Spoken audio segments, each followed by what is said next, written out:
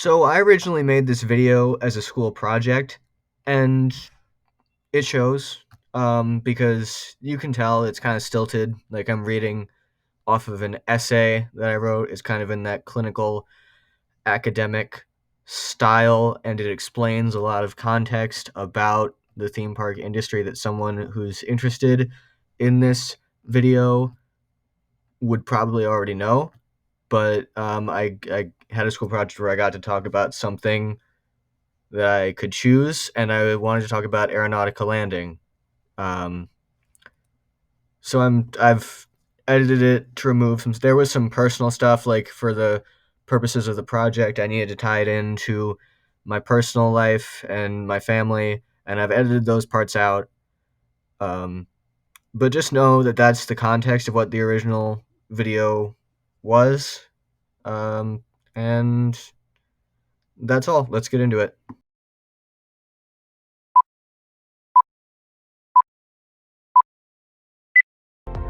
The theme park industry has evolved over time. Historically, the Disney parks have set the standard.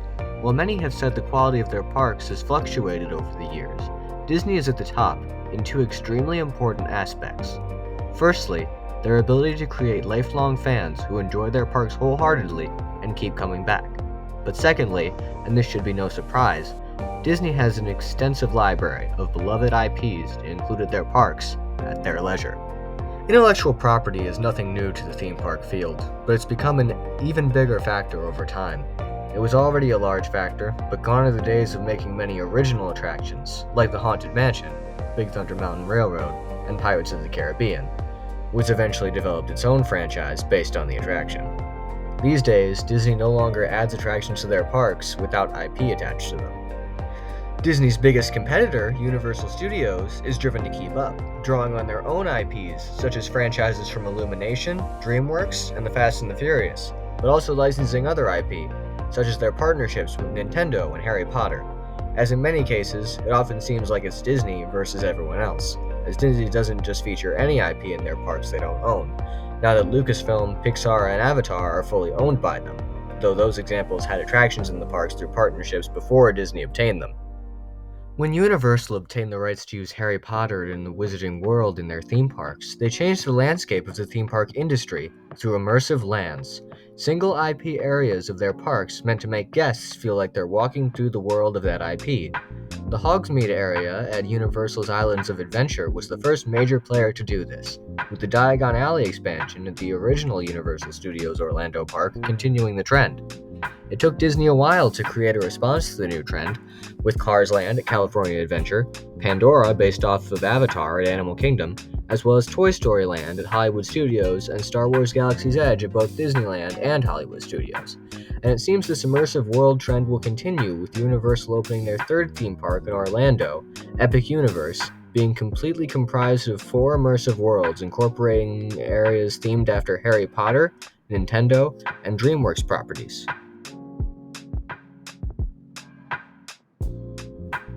But I'm not actually here to talk about that.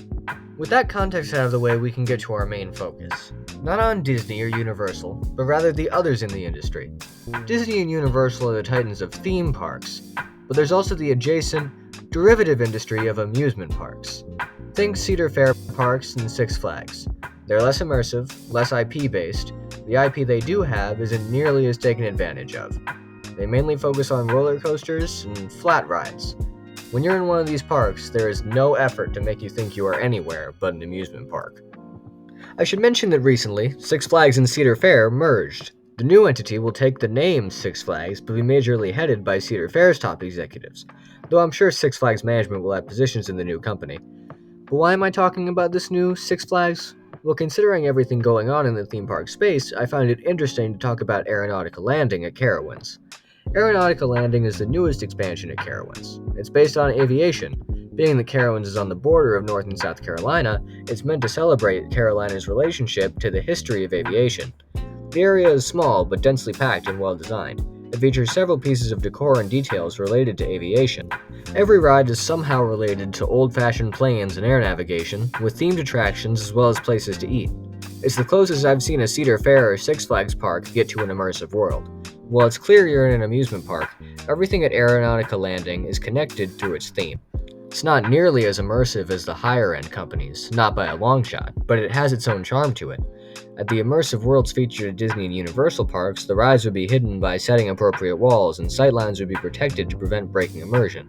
This isn't the case at Aeronautica. All the rides are out in the open, and you can see the taller coasters and rides from other parts of the park.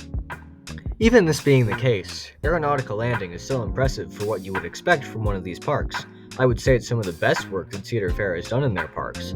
To me, Aeronautica Landing is a shining example of what amusement parks, that aren't theme parks backed by $100 billion companies, but instead merely $1 billion companies, can do at their best.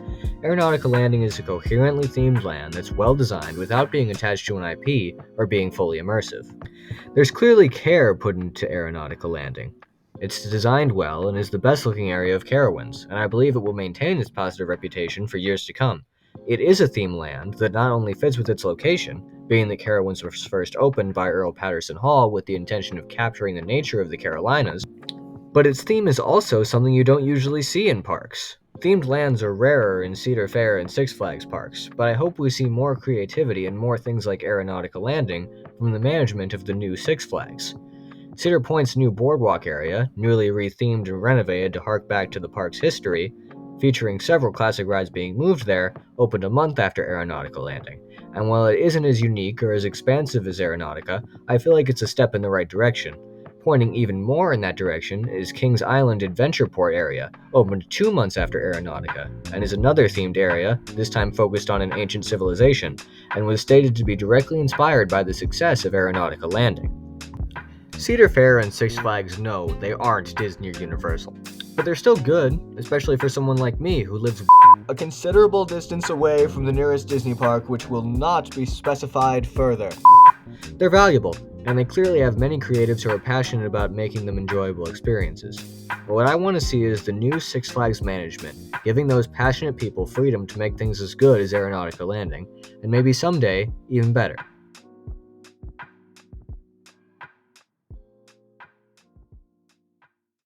So that's the end. It's kind of abrupt, but I had to cut out the original ending because it was too personal to me. So yeah, that's just what I wanted to talk about. I think that Aeronautica Landing is interesting. I really like how it's a cohesively themed area, and especially how it's unique and fits in to the purpose of Carowinds.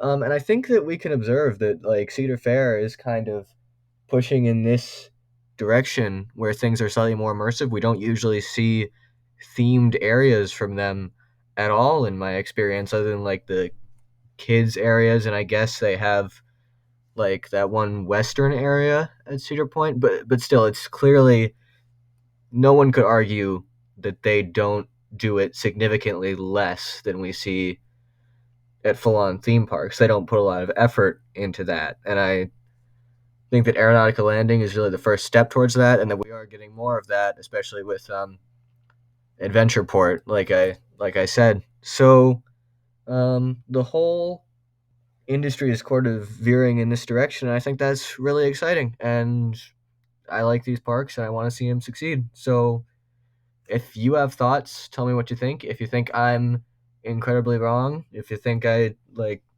used an incorrect word to describe something that isn't necessarily reflective of what's accurate, I guess tell me in the comments.